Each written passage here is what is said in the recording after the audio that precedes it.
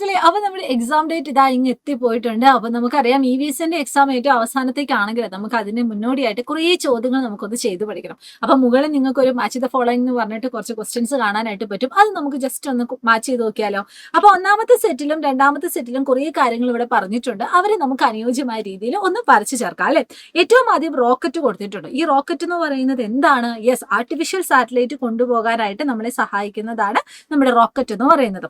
അതുപോലെ ന്യൂമൂണിന്റെ മറ്റൊരു പേരാണ് മക്കളെ അമാവാസി. സോ നമുക്ക് ഇങ്ങനെ കണക്ട് ചെയ്യാനായിട്ട് പറ്റും. ഇനി റൊട്ടേഷൻ എന്ന് പറഞ്ഞാൽ അല്ലെങ്കിൽ ഭ്രമണം എന്ന് പറഞ്ഞാൽ അത് എന്തിന് കാരണമാണ്? നമ്മുടെ ഡേ ആൻഡ് നൈറ്റിന് കാരണമാണ്. ഇനി ഇൻസാറ്റ് എന്ന് പറയുന്നതിന്റെ ഫംഗ്ഷൻ എന്താണ്? ഇൻസാറ്റ് എന്ന് പറഞ്ഞാൽ തന്നെ ഒരു ആർട്ടിഫിഷ്യൽ സാറ്റലൈറ്റ് ആണ്. അത് എന്തിനു വേണ്ടിയാണ് ഉപയോഗിക്കുന്നത്? നമ്മുടെ കമ്മ്യൂണിക്കേഷന് വേണ്ടിയാണ്. അപ്പൊ നിങ്ങൾ എന്ത് ചെയ്യുക? കറക്റ്റ് ആയിട്ട് ഒന്ന് അറേഞ്ച് ചെയ്യുക. റോക്കറ്റ് എന്ന് പറഞ്ഞാൽ നമ്മുടെ കൃത്രിമ ഉപഗ്രഹം കൊണ്ടുപോകാനായിട്ട് നമ്മളെ സഹായിക്കുന്നതാണ്. കറുത്തവാവ് അമാവാസിയാണ്. ഭ്രമണം രാത്രിയും പകലുമാണ്.